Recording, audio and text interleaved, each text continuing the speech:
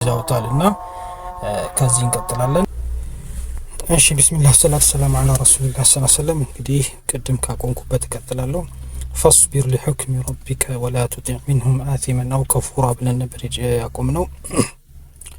ፈስቢር ታገስ፣ ሊሁክሚ ረቢከ ለጌታ ፍርድ፣ ወላ ቱጢዕ አትታዘዝ፣ ሚንሁም ከነሱ ከካሃዲያን ከመካከል አቲመን ወንጀለኛና አው ከፉራ በጣም ድርቅርቅ ያለ ከሃዲ እንዳትታዘዛለና የተወሰኑትን የዚህን ለማየት ሞክረን ነበር። ምን ማለት ነው ትዕግስት ማለት? ነገሮች ግልጽ ባልሆኑልን ሁኔታ አላህ የነገረንን አምነን ያንን ነገር በአጽንኦት ይዘን መቆየት ማለት ነው። ግርግር አለመደናበርና አለመደናበር እንግዲህ ምንድነው አለመደናበር ማለት? በቃ ፊት ለፊታችን የሚታየን ነገር ብዙ ተስፋ ሰጪ ላይሆን ይችላል ወይ በጣም ብቻ አለ። አንዳንድ ጊዜ ሁላችንም በሆነ ጊዜ የሚገጥመን ነገር ይኖራልና ያ በገጠመን ጊዜ ያን ጥንካሬያችንን ማጣት የለብንም። ነገ የምናገኘውን አላህ ፊት ያለውን በማሰብ አላህ የሚመነዳንን በማሰብ እንደዚህ አይነት ነገር ተደናብረን ማይሆን ነገር ውስጥ መግባት እንደሌለብን ለዚህ ለጌታ ፍርድ ታገሳለ፣ ጽኑሁን፣ እስቲቃማ ይኖር። ትዕግስት ማለት እስቲቃማ ማለት ነው። ኮንሲስተንት ሁን ማለት ነው። ስለዚህ ሁላችንም ይሄኛውን ነውና ሌላ እንግዲህ ተጽዕኖ ወላ ቱጢዕ ሚንሁም አቲመን አው ከፉራ የሚለው በተለይ በጣም ከበድ ይላልና አትታዘዝ ሲል ምን ማለት ነው? ተጽዕኖ የሚያሳድሩብን ሰዎች አሉ። ሴሌብሪቲዎች ተጽዕኖ ያሳድሩብናል። እነሱን በማየት አንዳንድ ጊዜ ከእስላማዊ እንትን ያፈነገጡ ነገሮችን ሳናስበው ልናደርግ እንችላለን። እሱን መጠንቀቅ ይገባናል። ልማዶች አካባቢያችን ያሉ ልማዶች ከእስላማዊ ሁኔታ አንጻር ጥሩ ላይሆኑ ይችላሉ። እነዛ ልማዶች ተጽዕኖ ሊያሳድሩብን አይገባም።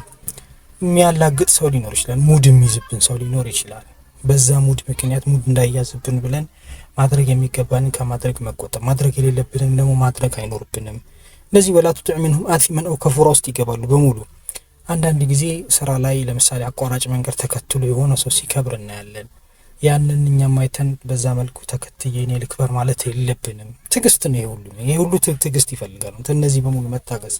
ለምሳሌ በዙሪያችን በእኛ እድሜ ያሉ ልጆች ሙድ ሲይዙብን በእርግጥም በጣም ውስጥ የሚሰማን ነገር አለ። ምንም ስለማይሰማን አይደለም፣ ቢሰማንም ግን ነገ አላህ የሚሸልመን ሽልማት አሁን ከሚሰማን ነገር አንጻር ስናወዳድረው አሁን የሚሰማንን ምንም አይደለም ብለን ማለፍ መቻል አለብን የሚለውን ነው ማለት ነው እዚህ ጋር የሚያስይዘንና እነዚህ ነገሮች ሊያዘናጉን አይገባም። እነዚህ ነገሮች አላህ ከሚፈልገው ነገር በተለይ አንዳንድ ጊዜ ይሄ ነገር ሊከሰትብን ይችላል። ነገር ግን በዘላቂነት በዛ ውስጥ ስንዘወትር ግን የነገ ህይወታችን ይበላሻል። ዛሬ ደግሞ ወይ 60 ዓመት ነው ወይ 70 ዓመት ነው የምንኖረው። የነገ ህይወታችን ግን ማብቂያ የሌለው ህይወት ነው። ያንን ለምንድን ነው ለዚች ለትንሿ ብለን የምናበላሸው ነው? ሁላችንም ትኩረት መስጠት ያለብን ነገር ጥንካሬ ይሰጠናል የሚባለውም ይሄ ነው። ቅድም ጥንካሬ ይሰጠናል። ለአኺራ ያለን የምንሰጠው እምነት ለጥንካሬያችን መሰረት ነው ማለት ይሄ ነው። ለምን ዛሬ አንድ ቀን ሁለት ቀን አንድ ሰው ሙድ ቢስብኝ አልሞት ብሞት ራሱ እንኳን የነገ ህይወቴ እኮ ካልተበላሸ ማሞቴ ለማይቀር ነገር ብሞት እንኳን ችግር የለም። ግን ለሙድ ብለን የሆነ ሰው ሙድ ይዝብኛል የሆነ ሰው ያላግጥብኛል ብለ በዘውታሪነት አላህን ማመጽ መቻል ግን የለብን። ወላ ቱጢዕ ሚንሁም አቲመን አው ከፉራ የሚለው በጣም ጥንቃቄ የሚፈልግ ነገር ነውና በዛ ላይ ደግሞ ትርክቱን የተቆጣጠሩት እንዲህ አይነት ሰዎች ናቸው በአሁን ጊዜ። ለምሳሌ የሚዲያ ሰዎች፣ ሴሌብሪቲዎች፣ አቋራጭ መንገድ የሚከተሉ ሰዎች ድምጻቸው ከኛ ከፍ ብሎ ሊሰማ ይችላል። ወይም ደግሞ ሚዲያውን ተቆጣጥረውት ሊሆን ይችላል። የነሱ ድምጽ ከፍ ያለ ሊሆን ይችላል፣ እየመሩ ሊሆን ይችላል። ግን ይሄ ሁሉ ከነሱ ከበላይ ካለው አላህ የሚያመልጡ ሰዎች ግን አያደርጋቸው። ስለዚህ የኛ የምንፈልገው እንዲረዳን የምንፈልገው ነገር እንዲሸልመን የምንፈልገው አላህ እነዚህን ሁሉ ጊዜያቸው ሲደርስ የሚወስዳቸው ነው። የኛ ይበልጣል ማለት ነው። ስለዚህ የሱን ነው የሚበልጠውን ነው መያዝ ያለብን። በጊዜያዊ በቅርብ ጊዜው ተታለን የሚያንሰው መከተል የለብንም ማለት ነውና ትዕግስት የሚባለው ነገር በቃ በህይወታችን ውስጥ አስፈላጊው እሱ ነው። ሌሎችን በትዕግስት ደግሞ ማሸነፍ መቻል አለብን። በትዕግስት ማሸነፍ ማለት አሁን እዚሁ ጋር ነው። እነሱ በአቋራጭ ሲያድግ ትዕግስት ጠብቆ በማደግ ማሸነፍ ገብቶናል። መጥፎ ነገሮችን ሲሰራ እያየን በትዕግስት መልካም እየሰራን ማሸነፍ። ለምን ነገ አኺራ ህይወታችን። ለዚህ ወላ ቱጢዕ ሚንሁም አቲመን አው ከፉራ ለሚለው አንድ ምሳሌ በጣም ገላጭ ነው ተብሎ የሚታሰብ መጨረሻው ደግሞ ለጽኖች ስለሆነ ይሄን የምናደርገውና ያ ወሊድ ኢብኑ ሙጊራ ነብዩ ሰለላሁ ዐለይሂ ወሰለም እንግዲህ የመካ ኩፋሮች ተሰበሰቡና ምን አሏቸው? ነብዩ ሰለላሁ ዐለይሂ ወሰለም ዳዕዋ ጀምረው ብዙ የተወሰነ እንግዲህ ግርግር ተፈጠረ። የምናመልከው ሌላ ሊያመልክብን መጣ ብለው ግርግር በተፈጠረበት ሰዓት ወሊድ ኢብኑ ሙጊራ ጥሩ ተናጋሪ ነው፣ ግጥም ያውቃል፣ እንዲሁም በጥንቆላም ላይ ያሉ ሰዎችን ያውቃልና ይህን ስለሚያውቅ እሱ አንድ ሄዶ ቢያናግረው ብለው ተስማሙ። እና ወሊድ ኢብኑ ሙጊራን ይልኩታል ወደ ነብዩ ሰለላሁ ዐለይሂ ወሰለም ጋር። ሲሄድ ወሊድ ኢብኑ ሙጊራ እንግዲህ ንግግር ጀመረ። ሄደና ላናግር ፈልጌ ነበር አለ። ማናገር ጀመረ፣ ሀሳቡን ማቅረብ ጀመረ። ሀሳቡን በሚያቀርብ ሰዓት ነብዩ ሰለላሁ ዐለይሂ ወሰለም ጸጥ ብለው ሰሙት። ያ ደግሞ ለሱ የልብ ሰጠው። በቃ ሊቀበሉኝ ነው አይነት ስሜት ውስጥ ገባና በጣም አወራ። እኛ ቤተሰቦች፣ ህዝቦች ለአንተ የፈለግከውን ልናደርግልህ እንችላለን። ገንዘብ ከፈለግ ከሁላችንም በላይ እናደርግሃለን። እንደገና አንድ በጣም ቆንጆ ሴቶች መርጠን ብትፈልግ እስከ 10 እንድራሃለን። በጣም ብዙ ነገር አቀረበላቸውና ዝም ብለው ሲሰሙት ይቀበሉኛል የሚለው በተለይ ተስፋ ስለሰጠው ወሬውን አሳምሮ በደንብ አወራ እና ልክ ሲጨርስ ካሉት በጨስ ብሎ ታዋለ ሲለሳቸው ቀጥታ ያደረጉት ምንድነው? ሱረቱል ሐሚም ተንዚሉ ሚን الرحمن الرحيم የሚሉት ሱረቱን ፉሲለት ቀጥታ እሱን መቅራት ነው የጀመሩት። ሐሚም ተንዚሉ ሚን الرحمن الرحيم ኪታቡን ፉሲለት አያቱሁ ቁርአናን አረቢያን ሊቀውሚ ያዕቂሉን ብለው ቀጠሉ። እስከምን ድረስ ሲደረሱ ፈኢን አረዱ ፈቁል አንዘርቱኩም ሚስለ ሳዒቀቲን ዓዲን ተሙድ እስከሚለው ደረሱ። እዛ ጋር ሲደርሱ ደነገጠ። ከዚህ አንተ ከምትጠራቸው ነገር ካዘነበሉ ጀርባ ከሰጡ እምቢ ካሉክ አስጠንቅቃቸው፣ የዓድና ሰሙድ የደረሰውን አስጠንቅቃቸው ሲል ዘጋ ሲደርስ በዝምድና ይሻሉ እዚህ ጋር አቁም ሐስቡክ አላቸው። አቁም እሳቸውም አቁም። ደነገጠ በጣም። ይህን ድንጋጤ ይዞ ይህን ሰምቶ ወደ ህዝቦቹ ሲመለስ አቡ ጀህል ከሩቅ ሲያዩ ፊቱን አየና አቡ ጀህል ይሄ ሰውዬ ሊያመልጠን ነው አይነት ውስጥ ገባ። ይሄን ሰውዬ ልናጣው ነው። እሱን ካጣን ደግሞ ብዙ ሰው በጣም ባለ ሀብት ስለነበረው ወሊድ ኢብኑ ሙጊራ ቀደም እንዳልኳቸው የንግግር ችሎታው፣ የግጥም ችሎታው፣ ሀብቱ ብዙ ነገር ያለው እንግዲህ ሴሌብሪቲ በሉት። አሁን ባለው ሁኔታ ሴሌብሪቲ በሉት። ገንዘብ ያለው፣ ዝና ያለው፣ መልክ ያለው፣ ብዙ ልጆች ያለው፣ ንግግር የሚያውቅ ነው ማለት ነው። ብዙ በጣም ወንዶች ልጆች ብዙ ነበሩትና በጣም በአካባቢው ተጽዕኖ ከፍ ያለ ነው። ስለዚህ ይሄ ሰውዬ ካመለጠን ብዙ ሰው ይሄድብናል ብሎ አቡ ጀህል ምን አለው? ፊቱን አየና በጣም ስለፈራ ሊያናድደው ፈለገ። በደካማ ጎኑ ገብቶ ከዚህ ይሄ እንግዲህ ወደ መልካም እየሄደ ነበር። ወደ መልካም ከሚሄድበት የሚመልስበትን ነገር አሰበና የሚያናድድ ነገር አደረገ። ምን አለ? ገንዘብ እኮ እያሰባሰብልልህ ነው አለው። ለምንድን ነው ገንዘብ የምታሰባስቡልኝ?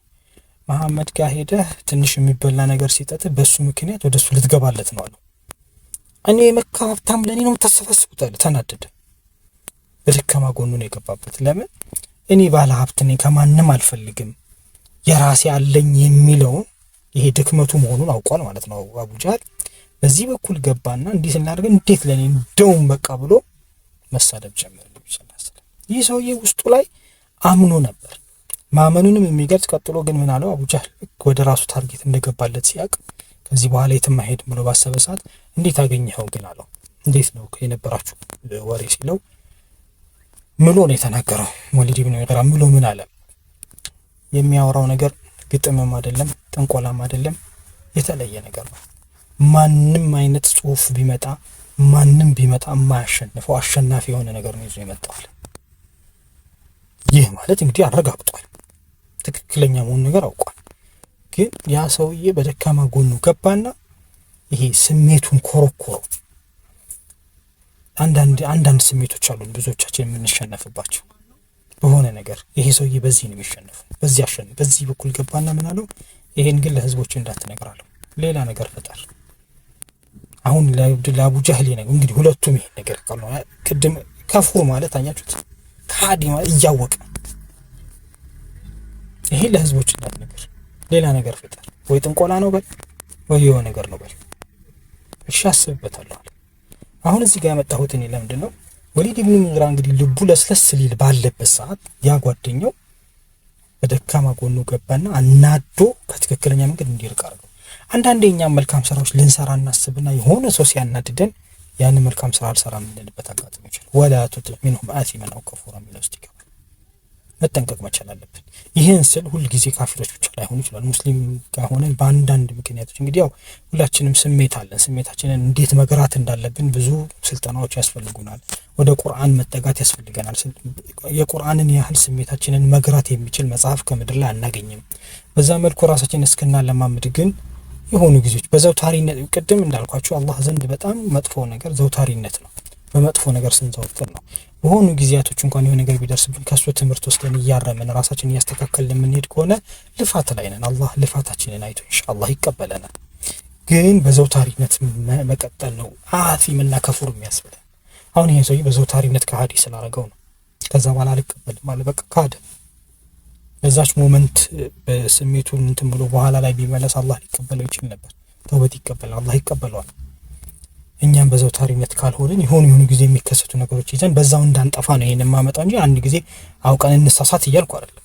ያው ግን ሰዎች ነን፣ ከስህተት መጽዳት ስለማንችል የሆነ ጊዜ ልንሳሳት እንችላለን። ብንሳሳትም ተውበት አድርገን ወደ አላህ መመለስ ነው የሚገባን ማለት ነው። እና እዚህ ጋር ፈስቢር ለሁክም ረቢከ ወላ ቱጢዕ ሚንሁም አሲመን አው ከፉራ የኔ እውቀት በጣም አናሳ በመሆኑ እንጂ ይሄ ውለን ብናድርበት በጣም ብዙ ነገር ማውጣት እንችላለን። ስለዚህ እንታገስ። አካባቢያችን ያሉት ነገሮች በሙሉ ከአላህ ትእዛዛት ከአላህ ክልከላዎች በፍጹም እነዛ ነገሮች የአላህን ትእዛዛት እንድንጥስ ወይም የአላህን ክልከላዎች እንድንዳፈር ሊያደርጉን አይገባም። እዚህ ላይ በጣም ጥንቃቄ ማድረግ ይገባናል። እንግዲህ አላህ በጀነት ከሚሰበስበን ያድርገን ሁላችንም። ቀጠለና ምን አለ እንግዲህ ከትዕግስቶቹ መሀል የተወሰኑትን ዘርዘር ማድረግም ነገሮችንም ደግሞ ለትዕግስቱ የሚጠቅሙንን ነገሮች መንገር ፈለገና ወዝኩር እስመ ረቢከ ቡክረተን ወአሲላ አለ። ጌታህን በጠዋትና በከሰዓት አውሳው፣ ሁልጊዜ በዘውታሪነት አውሳው አለን። በዘውታሪነት የጌታህን በጠዋትም በማታም አውሳዋል። ምንድን ነው የሚጠቅመን? እንግዲህ ቀናችንን ስንጀምር በአላህ በማውሳት ብንጀምር ቀናችንን ያሳምርልናል ማለት ነው። በጠዋት ቀናችን እንዲያምር ከፈለገን ጠዋት አላህን በማውሳት እንጀምራለን። ማታ ደግሞ ደከመን ስራ እንግዲህ ለዱንያ ስንሯሯጥ ብዙ ነገሮች አጥፍተን ሊሆን ይችላል። እንደገና ድካም አለ፣ ድብርት አለ፣ ብዙ ስራ አንዳንዶቻችን ይሳካልና አንዳንድ ቀን አይሳካልንም፣ አንዳንድ ቀን ይሳካል። በሁለቱም ኬዝ ግን ማታ ላይ እንደገና ስንዘጋውም አላህን በማስታወስ መዝጋት መቻል አለብን። ስንጀምር እንግዲህ በዚክር ጀምረው ስንዘጋውም በዚክር ስንጀምረው ቀናችንን ያሳምረዋል። ይሄ ውጥረት በበዛበት ዓለም ምንም ነገር ብንረሳ ዚክር መርሳት የለብን። የጧትና የማታ ያንን ውጥረት የሚያረግብልን ያንን ውጥረት ውሃ ማለት ሌላ ነገር አሳይቶን ከዛ ውጥረት የሚያወጣን አላህን ማስታወስ ነው። ስለዚህ በጧትና በማታ አላህን አስታውሱታል። አላህን በጧትና በማታ ደግሞ ሁሉ ጊዜ የምናስታውሰው ከሆነ በሚገርም ሁኔታ ተራ ይመስሉ የነበሩ ነገሮች በሙሉ በጣም የሚገርም ሌላ አይነት ስብዕና ያለው ሰው እንድንሆን ነው የሚያደርገን። ዋናው በዘውታሪነት እንስራው። ቀጠለና እንግዲህ ቀናችሁንና መክፈቻችሁንና የቀናችሁን መክፈቻና መዝጊያ በዚክር አድርጉ ካለ በኋላ ደግሞ የቀረችዋ ሌሊት ደግሞ አለች። ሌሊቷን ደግሞ አለ ለጌታችሁ ስገዱ፣ ወሰቢሑሁ አጥሩት፣ ለይለን ጠዊላ ረዘም ላለ ሌሊት አጥሩታል። እንግዲህ ቀን መክፈቻውና መዝጊያውን አድርገን መሀል ላይ ለራሳችን፣ ለልጆቻችን፣ ለቤተሰቦቻችን፣ ለትምህርታችን፣ ለስራችን ጊዜ የምንሰጥበት ጊዜ ይሆናል። ከሌሊቱ ግን ለእኔ ቀጠሮ ያዙልኛል። እንግዲህ ይህን ቀጠሮ የቀጠረን አላህ ነው። ሌላ ሰው ቢቀጥረንስ ምን ነበር የምናደርገው? ለቀጠሮ ስንት ተጣድፈን እንሄዳለን። ለአላህ ቀጠሮስ በጣም ለአላህ ቀጠሮ ሌሊት ላይ እንደ ጊዜው ከፍታም ዝቅታም ቢኖረው የሆነ ያህል ጊዜ ግን መስጠት መቻል አለብን። አላህ ምንንሸኳሸኩበት ጊዜ፣ ሰዎች በተኙበት ጊዜ፣ ያ ሰዓት ማንም በሌለበት ጊዜ፣ አላህ ደግሞ ማን ነው እኔ ጋር የሚመጣው በሚልበት ጊዜ በዛ ሰዓት ተነስተን 2 ረካዓም ቢሆን ሰግደን በተለይ በቀጣይነት ሁል ጊዜ ካደረግነው ህይወታችንን በጣም ይቀይረዋል። የተለየን ሰዎች ነው የሚያደርገን። በዛ ሰዓት የሚያዘናጋ የለበትም። ይሄ የዱንያው ጣጣ በቀን የሚያሳስበን ነገር በዚህ ወጥቶ በዚህ ገብቶ የሰራችን ነገር የሌለበት ሰዓት ላይ ለአላህ ብቻ የምንሰጠው ሰዓት ማለት ነው። እና ይህን ማድረግ ደግሞ ኢንሻአላህ ሁላችንም ከዛሬ እንጀምር። 2 ረካዓ ለምን አይሆንም? ሱቢ ትንሽ ሲቀረው ተነስተን እንንሸኳሸክ አላህ ጋር ያንን በዘውታሪነት እንያዝ። ህይወታችንን በጣም ይቀይረዋል። ኢነ ሃኡላኢ አለ እንግዲህ ይሄን አድርጉ ካለ በኋላ ይሄን የማያደርጉት ሌሎቹ ይሄን የሚቃወሟችሁ ቅድም ወላ ተጢዕ ሚንሁም አቲመን አው ከፉራ የተባሉት ኢነ ሃኡላኢ እነዚህ ዩሂቡነ አልዓጂላ እነሱ የሚፈልጓት ቅርቢቷን በጣም ፈጣኗን አሁን የምትገኘዋል አሁን የፊት ለፊት ብቻ ወየዘሩን ይተዋሉ ወራአሁም የውመን ሰቂላ ከበስተኋላቸው ወደ በኋላ የሚመጣውን ከባዱን ቀን ይዘነጋሉ፣ ይተዋሉ፣ ይረሳሉ። ያንን ቀን መርሳት ደግሞ አደጋው ከባድ ነው። ያ ቀን ከባድ የሆነበት ምክንያት ምንድነው? ያን ቀን እውነት እንጂ ሌላ የለም። ቅድም አቋራጭ መንገድ ነበር የሚከተሉት፣ ውሸት ነበር የሚከተሉት። ያን ቀን ግን እውነት፣ ተጠያቂነት፣ ፍትህ የሚሰፍንበት ቀን ነው። የትኛውም እውነት የማትደበቅበት፣ ምንም አይነት ሴራ ዋጋ የማይኖርበት ቀን። እዚህ ጋር አላህ እንግዲህ ይሁቡን አልዓጅለት የቅርቡትን ይወዳሉ ሲለን ሀብት መያዝ፣ ድሎት፣ ስኬትን በራሳቸው መጥፎ ናቸው እያለ አይደለም። እነሱም ብቻ ላይ አተኩረን የሚቀጥለውን ዓለም የሚያስረሳን ሲሆን ነው ችግር የሚሆነው እንጂ እነሱ በሚገባቸው ቃል ላይ ባለው ጊዜ ሰተናቸው ለአላህም ጊዜ ሰተን የሚመጡ ከሆነ አቋራጭ ማንጠቀም ከሆነ በራሳቸው መጥፎ አይደሉም። ስለዚህ ከጊዜያዊ ደስታ ይልቅ ዓላማን ማስቀደም መቻል አለብን። የነገው ህይወታችንን ትኩረት ከማጣት ይልቅ ዲሲፕሊን ወይም ስርዓት ያለው ሰው መሆን መቻል አለብን። ጊዜያዊ ነገር ከምናስቀድም ይልቅ ጊዜያዊ ነገር ብቻ ላይ ከምናተኩር ይልቅ ዘላቂው ላይ ትኩረት መስጠት መቻል አለብን። ይሄን አላህ ያስታውሰን ይፈልጋል። ቀጥለና نحن خلقناهم እነዚህ ሰዎች ደግሞ እኛ እኮ የፈጠርናቸው። ይሄ ቅርቢቱን የሚፈልጉት ቅርቢቱ ይቅርባችሁ እያልናቸው እምቢ ያሉን ሰዎች እኮ የፈጠርናቸው እኛ ነን። ወሸደድና አስረውም ያጠነከርናቸው ይሄ መገናኛቸውን ራሱ ያጠነከር ነው። እንደዚህ የተለያየ አይነት ክፍሉን አንድ ያደረግ ነው። የተለያዩ አይነት ማለት ሰውነታችን ብዙ አይነት ክፍሎች አሉ። ያን ሁሉ ሰብስበን በአንድ ያደረግ ነው። ወይዳ ሺና ደግሞ በፈለግን ጊዜ በደልና አምሳለሁም ተብዲላ እንቀይራቸዋለን። በቀላሉ እንቀይራቸዋለን። እንግዲህ እኛ ስናስበው ይህ ጥንካሬ ያለን ብለን የምናስበው ጡንቻችን ይሄ ብዙ ነገር በዚህ ዓለም ላይ ብዙ ነገር ፈጥሯል ብለን የምንለው አእምሯችን ይሄ ህይወታችን ዝም ብለው በዘፈቀደ የመጡ ነገሮች አይደሉም። የአላህ ስጦታዎች ናቸው። እነዚህን ሲሰጠን ደግሞ ኃላፊነት ጋር አብሮ ይሰጠን። ያን ኃላፊነት መወጣት መቻል አለብን። እነዚህን ሁሉ ያቀናጀው አላህ ነው። አቀናጅቶ አንድ ላይ እንዲሰሩ ፈንክሽናል እንዲሆኑ ይሄን ተአምር እንዲሰሩ ያደረጋቸው አላህ ነው። እና ለዚህ አላህ ምስጋና ነው የሚገባው ወይስ ክህደት ነው የሚገባው? መኩራት ነው የሚገባው ወይስ መተናነስ ነው የሚገባው? ትዕቢት ነው የሚገባው? መልካም መሆን ነው የሚገባው? ስጦታ የሰጠን አላህ ማመስገን መቻል። ይሄን ስጦታ ያላደረገልን አላህ ምስጋና ማቅረብ መቻል አለብን። ሻኪር መሆን መቻል። ሻኪር መሆን ማለት ደግሞ ቅድም ያሳለፍናቸውን ስራዎች የሚሰሩትን ሰዎች መሆን መቻል አለብን ማለት ነው። إن هذه تذكرة እንግዲህ እስካሁን ያወሳሁላችሁ ይሄም ቁርአኑ ማስታወሻ ነው። እያስታወስኳችሁ ነው። አላህ እንግዲህ ይሄን ሁሉ ማድረጉልንም ያስታውሰናል። እያስታወስኳችሁ ነው። ነገ ምን ይደርስባችኋል፣ የትኛውን ብትሰሩ የት ትሄዳላችሁ የሚለውን እያስታወስኳችሁ ነው። የቁርአኑ ራሱ ማስታወሻ ነው አለ። فمن شاء اتخذ الى ربه سبيلا መያዝ የፈለገ ሰው ወደ ጌታው መንገድን ይይዛል። የመፈለገ ሰው ወደ ጌታው መንገድ ይይዛል። ይሄን ማስታወሻ ይይዛል። ይሄን ማስታወሻ ይዞ ወደ ጌታው መንገድ የሚፈልግ ሰው ይይዛል። መንገድን ይዛል ወደ ጌታው። ህይወት እንግዲህ ህይወት አላህ ሰጠን። በህይወት ውስጥ አንዳንድ መከራዎች ይገጥሙናል። ጊዜ አለ፣ ቁርአን፣ እነዚህ ሁሉ ማስታወሻ ናቸው። እነዚህ በዘፈቀደ የሆኑ ነገሮች አሉ። ህይወታችን እያንዳንዱ ክስተቷ አንድ ቀን ወተን የአንድ ቀን እንኳን የ24 ሰዓት ሆናችን አንዷም አጋጣሚ አይደለች። ሁሉም ነገር ታስቦባት ታቅዳ የተደረገች ነገር ናት። እኛን የሚቀጥለው ዓለም ህይወታችን እንዲሻሻል እንዲሳካ አላህ ብዙ ነገሮች እየጠቆመ ነው። ከቁርአን ከህይወት ከበተጨማሪ አካባቢያችን የምናየው ነገር ከልጆቻችን ጋር ያለን በቤተሰብ ህይወት ውስጥ ያሉ ነገሮች ሁሉ አላህን አስታውሰን እንድንመለስ የሚያደርጉ ነገሮች ናቸው።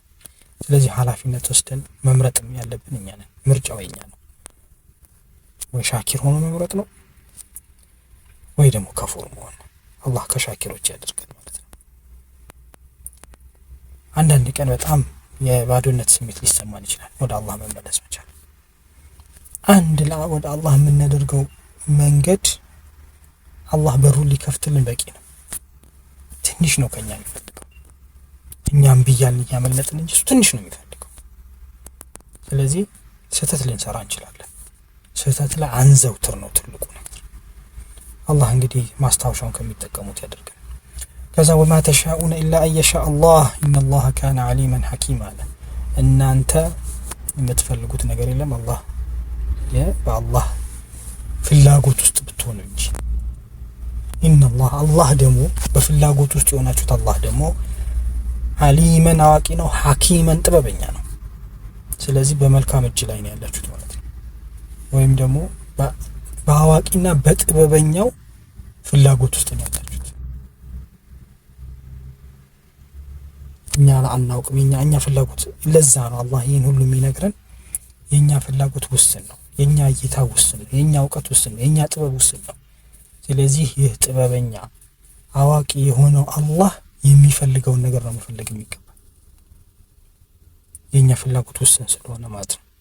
እኛ እንግዲህ ያለችን ምርጫ አሁን እዚህ ጋር ባለው በስዕሉ እንኳን ብናየው ትንሽዬዋን ብናያት ትልቁ እንደው ይሄ የአላህ ሰፊ ነው እንዲህ ለማስረዳት ያህል ያመጣት። የኛ ምርጫችን ሆነ በዚች ምርጫችን ነው የምንጠየቀው።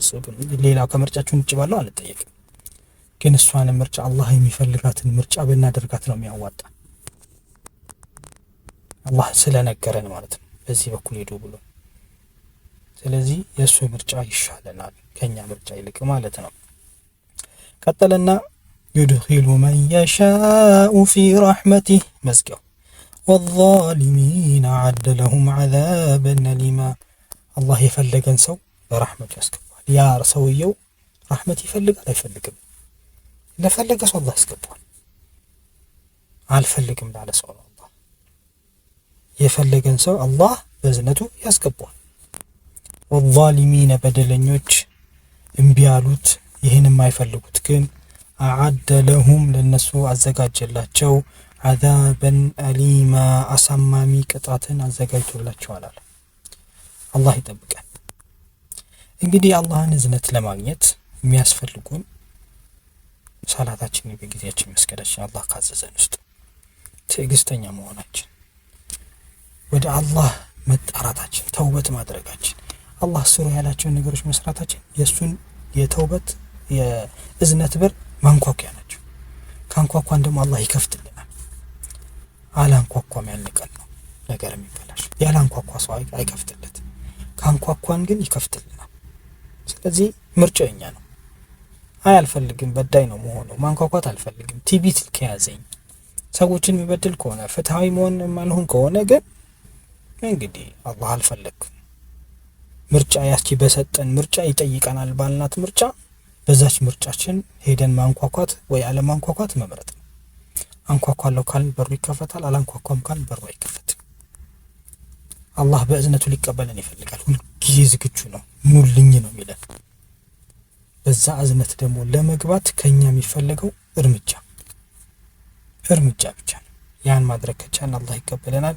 አላህ እንግዲህ በእዝነቱ ከሚያስገባቸውና ነገ በጀነቱል ፊርደውስ ከሚሰበስባቸው ያድርገን። ለዛሬው በዚህ በቃናል። አሰላሙ አለይኩም ወራህመቱላሂ ወበረካቱ።